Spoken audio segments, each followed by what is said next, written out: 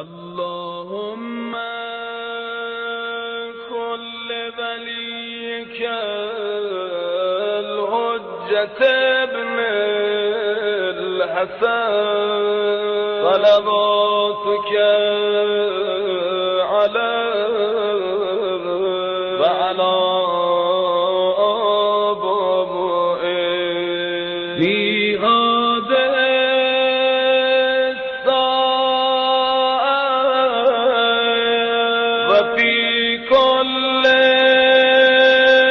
ساعة وليا وحافظا وقائدا وناصرا ودليلا